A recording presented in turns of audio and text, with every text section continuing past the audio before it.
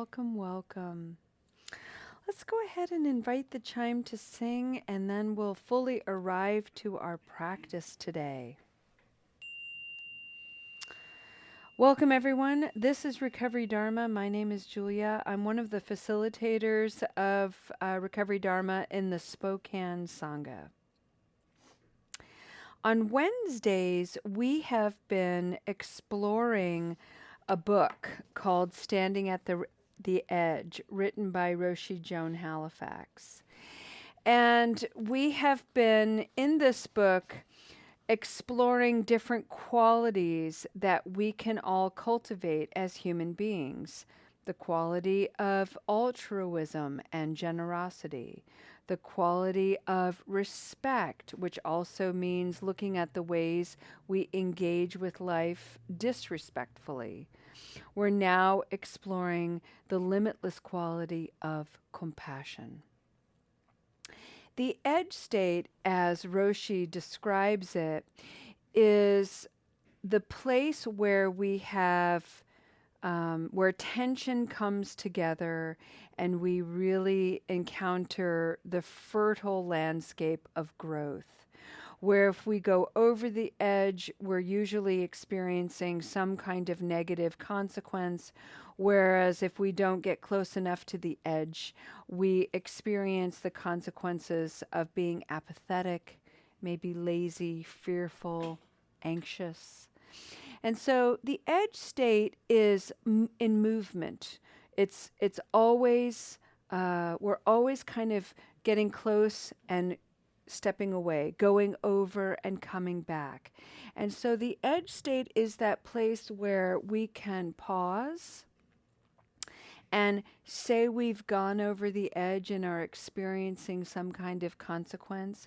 We come back into a quality, into a state of being where we can examine our errors, examine the consequences, and grow and change. If we don't get close enough to the edge and we stagnate and we just stay in repetitive habit energy, with awareness, we can awaken and step closer to some tension, closer to some challenges, affording us opportunities to step into wisdom and maturity. So today I'm going to read a section from this book about compassion and how Roshi, one of the edge states, how she works with compassion in her life, is she did a lot of work in hospice care. So she spent a lot of time sitting with people who are dying. I would like for you to, I'm bringing this forward now as a preface because I'd like you to entertain not only the literal idea of what it is to bear witness to someone physically dying, but I'd also like you to play with this idea, play with her, allow her words to inspire your own mind to think about the way death and dying is activated within you metaphorically. Habit energy dies. We have to watch certain ways that we engage with life die. We have to say goodbye and maybe even grieve things that we once enjoyed that no longer serve us well. Sometimes that means the end of relationships with respect to recovering from substance misuse. So this is the way death can enter into our lives in a metaphoric way, and how we are afforded an opportunity to learn to bear witness to that, to be at our own edge states, stay with it, observe, witness, and engage self-compassion. Bear witness to our grief, the things that are dying away, and offer ourselves the gift of compassion. This is what Roshi has to say.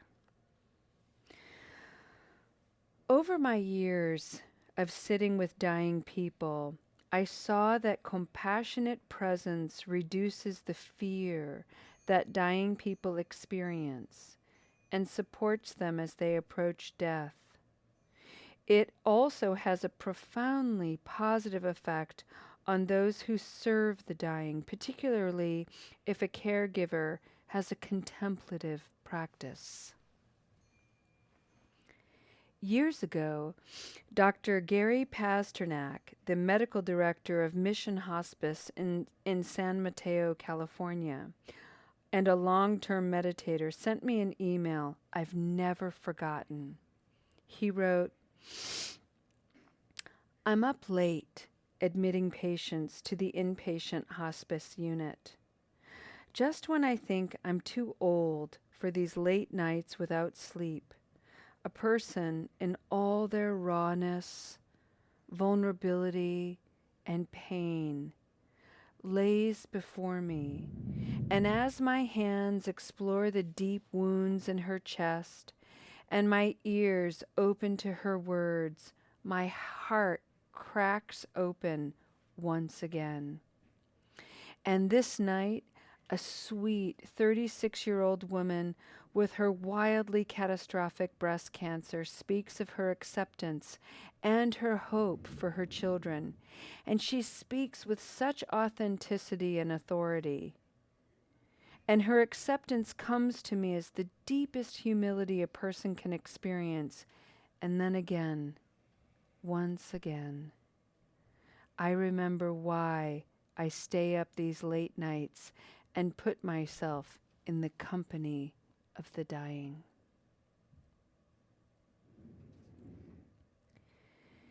Gary's words reflect respect and a quietness of heart, as well as humility and courage.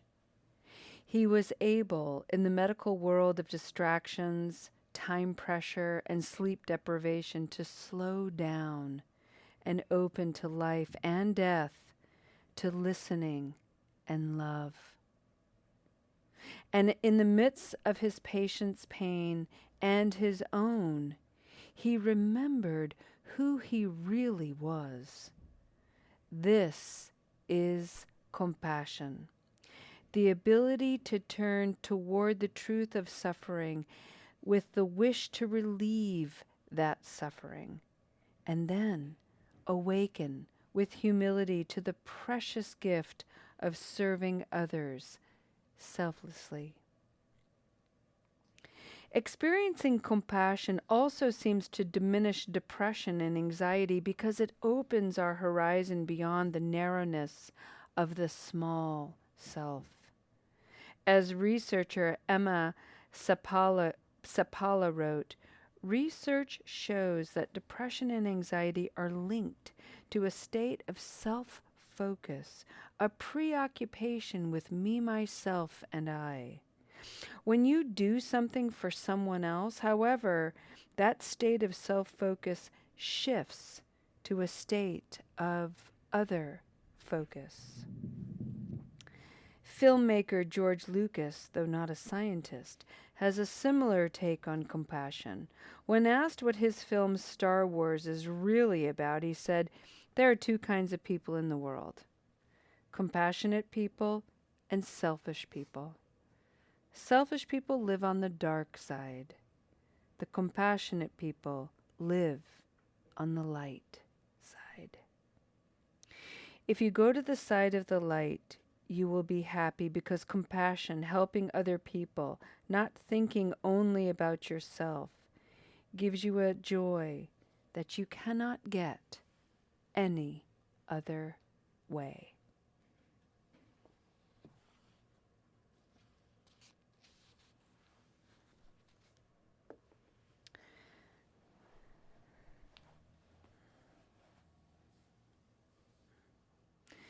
In the big book of AA, Bill Wilson spoke highly of being of service, and this is what he was encouraging: to gain access, to share, to help others, to bear witness.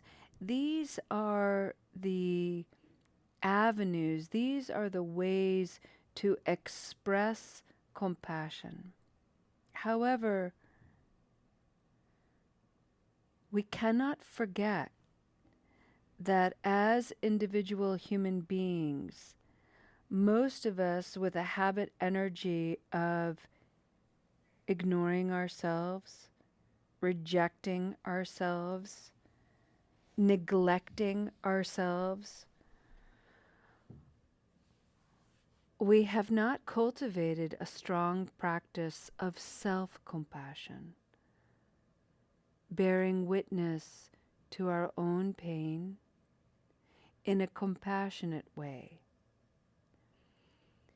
in a presence without judgment, without admonishment, without shame.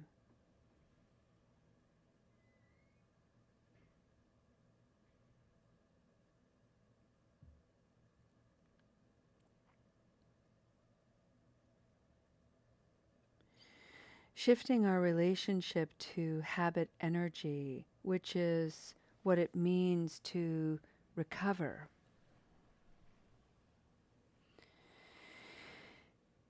includes death and grief, aspects of our behavior, our habits that once served us well, were soothing companions, and we have to say goodbye to them because they became destructive over time.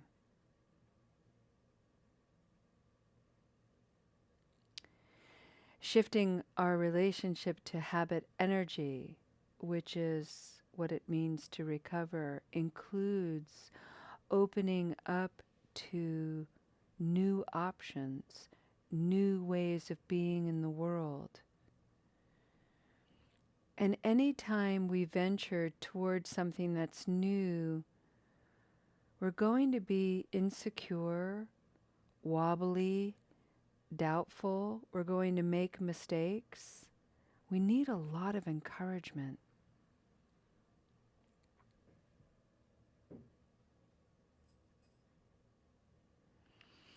The invitation of self-compassion is to pause the habit energy of always looking external to ourselves for that validation, for that encouragement, and to remember that we are a powerful source for ourselves.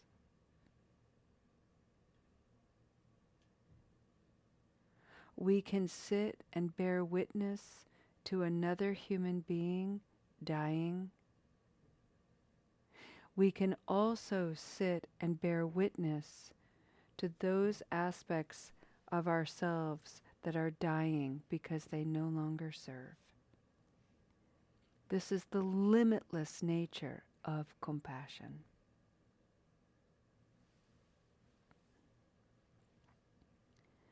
To be with suffering.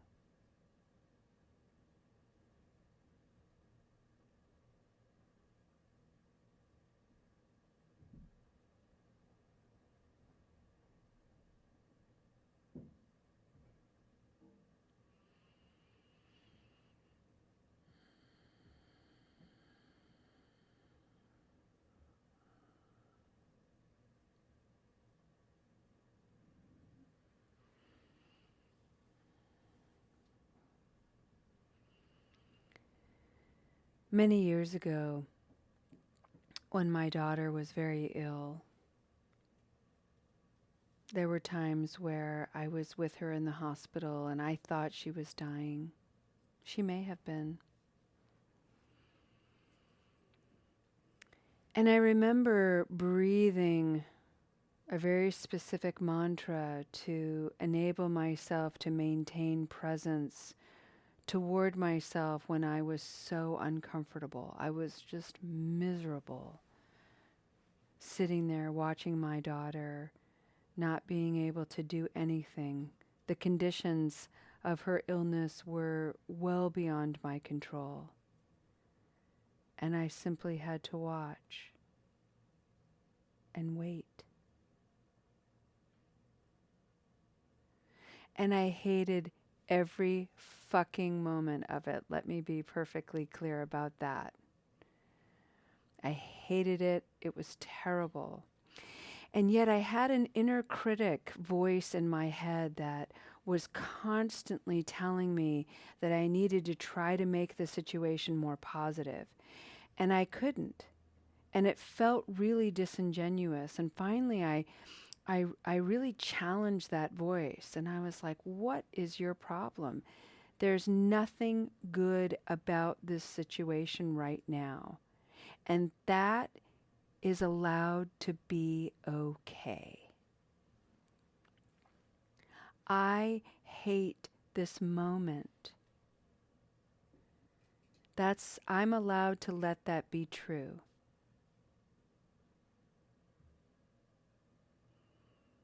I don't always have to make a terrible moment into a great moment or a good moment. I can be with something that I hate. I can be with something that I feel like I'm on fire on and I just want to run away from it. I can let it be what it is.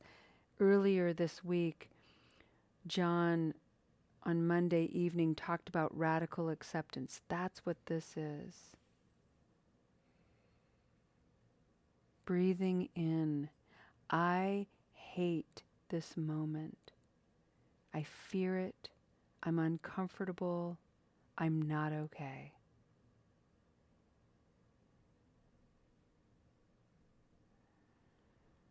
Breathing out. I am okay.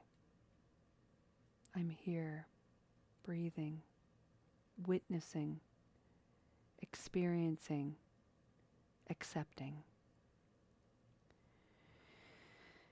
Breathing in, I am not okay.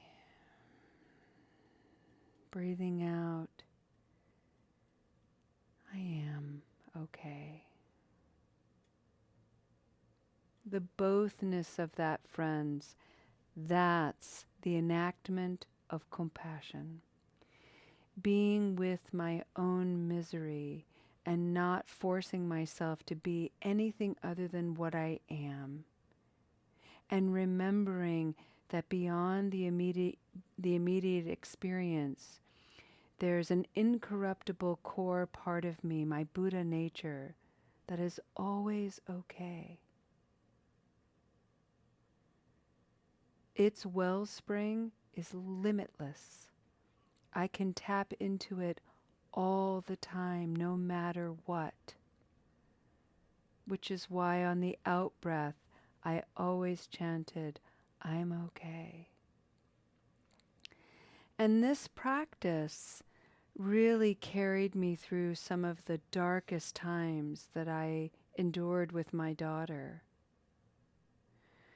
And it's something that serves very well when faced with intense craving, when faced with a recurrence of symptoms and maybe experiencing some humiliation and shame. It is very helpful for anybody who has been in treatment and the expectations of success were inflated and the reality was something else. Breathing in, I'm not okay. Breathing out, I am okay. I'm both.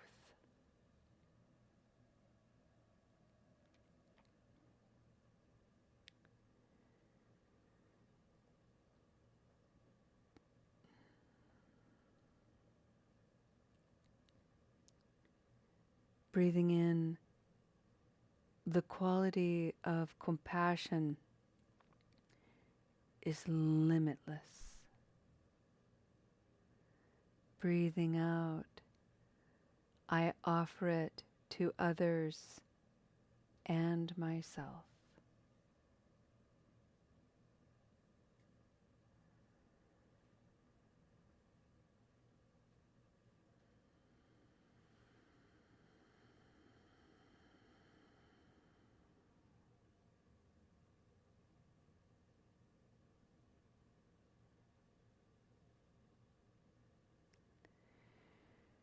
breathing in the rawness, the realness of how I really am in this moment.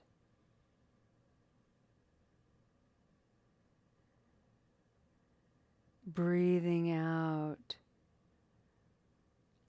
the recognition of my humility, tenacity, presence, and courage.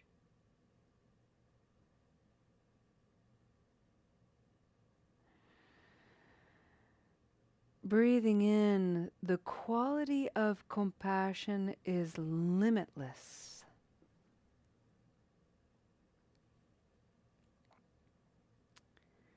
Breathing out, I offer it to others and myself.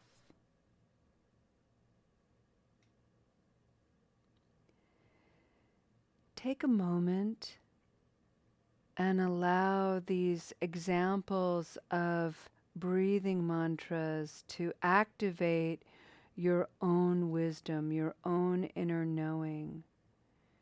Breathe in, breathe out what you need to hear for yourself.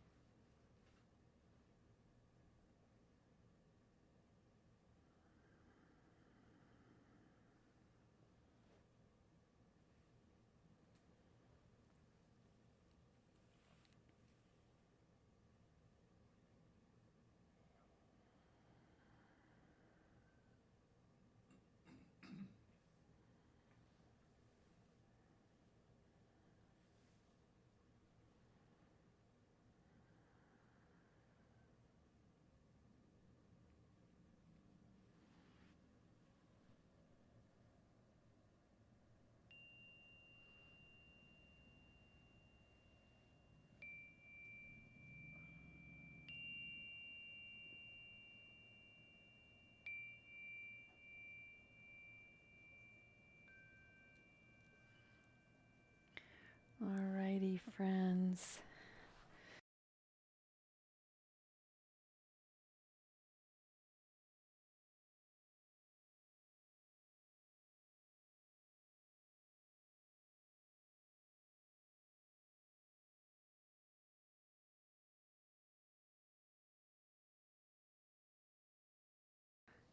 And what I'd like to do is take a step toward the conclusion here and toward our dedication by bringing forward again the concept of compassion, the concept of patience, which is the theme for the month of August. And I'd like to invite us to play with also the word deserve.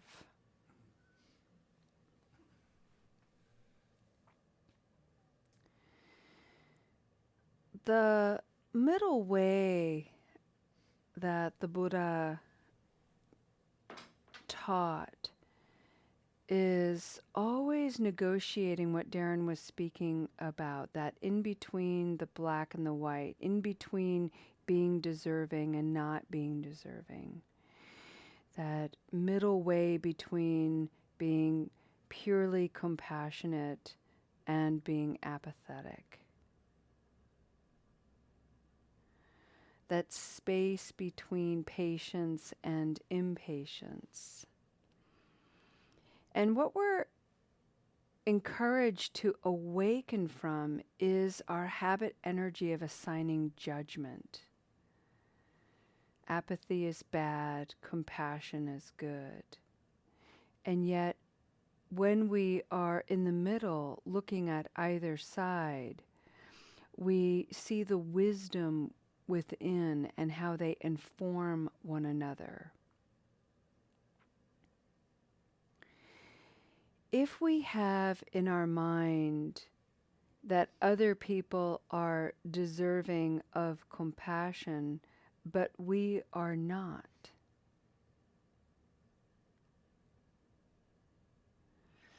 we are engaging that small self-ego, that me, myself, and I.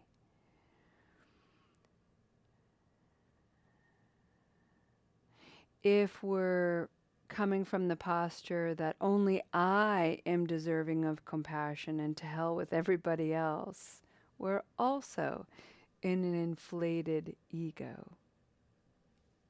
Distortions. So,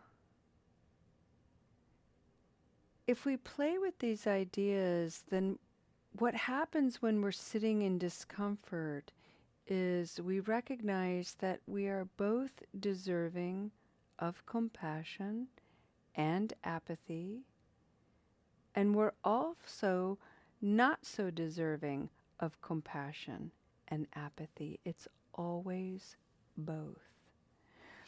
And as we continue to practice, those types of defining extremes fall away. And in that place, everything becomes a teacher. Everything opens up. Everything becomes more real, more raw, more true.